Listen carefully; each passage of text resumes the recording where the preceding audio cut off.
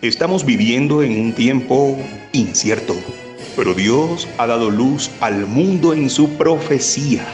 Prepárate para escuchar el programa Historias Proféticas del Mundo con Álvaro de la Cruz. La fecha indicada por la profecía para el despertar de la iglesia remanente lo marcó Daniel 8:14, o sea, ese es el punto de partida. A partir de Daniel 8:14 tenemos como la proyección, la fecha de partida a futuro, que ya se cumplió, del nacimiento, del despertar de la iglesia remanente. Daniel 8:14 nos habla de las 2300 tardes y mañanas, los 2300 años proféticos que predecían que el santuario celestial sería purificado y que también marcaría el inicio del juicio investigador.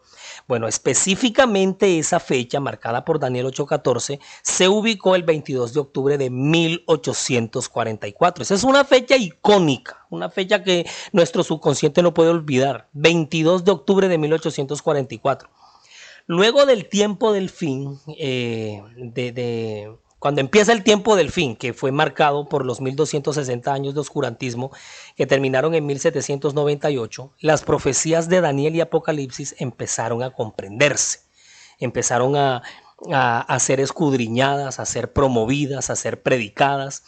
En Daniel 12, el libro de Daniel se manda a sellar.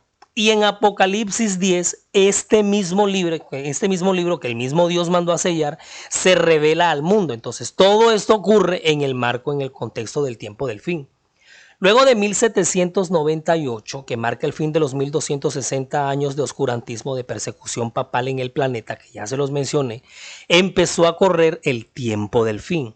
Y con el aumento del conocimiento por las profecías de Daniel, el fruto, el producto que se va a dar de esto es el despertar de la iglesia remanente. De Apocalipsis específicamente sabemos que el mundo empezó a conocer, a desempolvar el mensaje de los tres ángeles que están en Apocalipsis 14, los tres ángeles que encontramos ahí y sus mensajes.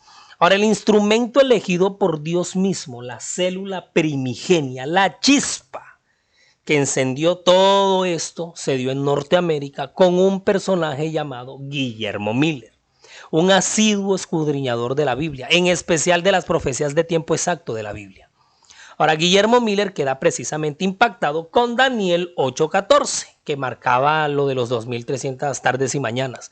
Bueno, Guillermo de una manera obsesiva se sienta, escudriña, saca cuentas, hace un cómputo y el cálculo lo lleva hasta 1843 en adelante. Ese es digamos que como que el primer marco que él sitúa.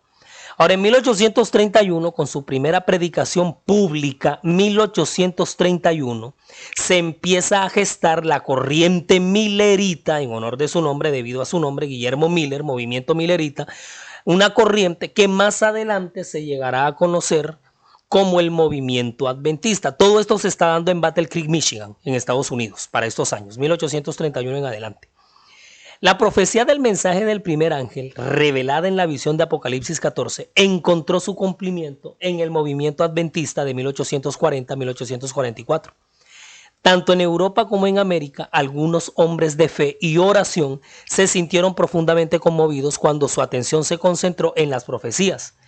Y al examinar el registro inspirado, descubrieron evidencias convincentes de que el fin de todas las cosas estaba cerca, pues para el momento que vivían, el Espíritu de Dios instó a sus siervos a dar la advertencia. El mensaje del Evangelio eterno se esparció por todas partes. Temed a Dios y dadle gloria, porque la hora de su juicio ha llegado. Todo esto lo encontramos en la historia de la redención en la página 355. Después de la predicación de Miller en 1831, se alborotó un chispero de gente que armó severo movimiento con la proclamación del pronto advenimiento de Cristo a la tierra en su generación, para el año en el que estaban. Y para 1843, y de aquí en adelante, empiezan a sobresalir nombres de personajes poderosos como Josué B. Himes, Charles Fitch, Josias Leach, Apollos Hale, Silvestre Bliss, o sea, los pioneros. Toda esta historia de los 160 años, desde los orígenes hasta la organización de la iglesia, la vamos a estar relatando en una serie súper buena que se viene por motivo de los 160 años de organización. Bueno, en medio de todo este mundo de gente que escuchó a Miller en aquellas noches de clamor y contundente estudio de las profecías para los últimos tiempos, sobresale entre la multitud una muchachita que junto a su familia, los Harmon, que era una familia metodista, papá Roberto y mamá Eunice, ella se llamaba Helena Gould Harmon, que en años más tarde se casará con el pionero adventista Jaime White, y ella llegará a ser conocida como Helena de White, Helena G. de White, G por el Gould. Puesto que todos ellos pues quedaron pasmados en una noche en las conferencias a reventar de gente que Guillermo Miller dictaba en la calle Casco de Portland, Maine, en marzo de 1840.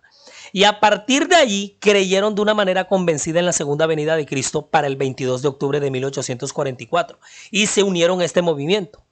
Para ese año Helena tenía 17 añitos. Ella, siendo una jovencita, vivió el terrible chasco de los mileritas porque Cristo no llegó. Vivió en carne propia la impresionante deserción de mileritas a este movimiento y pasó a conformar la célula perseverante de la futura iglesia adventista junto al capitán Joseph Bates y Jaime White, quien sería su futuro esposo. Ellos tres se podría decir que fueron los líderes del movimiento luego del 22 de octubre. Empieza una fase de organización. Después de esa fecha lo que empiezan es a organizarse y es el momento indicado en el que Dios mismo, con base en lo que él mismo profetizó en Apocalipsis 10:11, es necesario que profetices otra vez, llama a su profeta para los últimos días. Primero llamó a William Foy y después a Hazen Foss, pero ambos se negaron, rechazaron el don profético. Y es cuando en ese mismo año, en diciembre de 1844, en medio de una visita que la joven Helena le hacía a una hermana en la fe, a quien ella apreciaba mucho, junto con otras mujeres, 5 en total, conformaron un grupo de oración y, estando aún de rodillas, ella misma registró lo que en ese momento experimentó y en sus propias palabras escribió. Mientras orábamos, sentí el poder de Dios sobre mí como nunca antes lo había sentido. Me parecía estar rodeada de luz, mientras me elevaba cada vez más a mayor distancia de la tierra. Me volví para mirar al pueblo adventista en el mundo. ¿Sabe dónde está eso? Esos están testimonios para la iglesia, tomo 1 en la página 36. Esa visión fue la primera de cerca de 2000 que va a tener, de miles y miles de páginas escritas, de artículos, de libros, de 70 años de ministerio profético en el que ejerció como la mensajera del Señor, cuya obra e influencia impactaron de manera poderosa el liderazgo de la iglesia en su tiempo y cuyo testimonio de vida dieron fe pública de la piedad, el temor a Dios y, sobre todo, de compromiso con la difusión del mensaje de los 3 ángeles. Por citar unos cuantos, en 1892 escribió El Camino a Cristo, El deseo de todas las gentes en 1898 y La educación en 1903.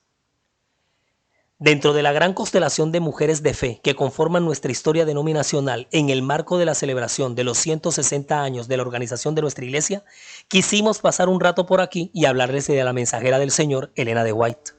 Produce para ustedes Daniela Ponte, diseña y grafica May Vanegas, relata Álvaro de la Cruz y para todos ustedes un feliz día.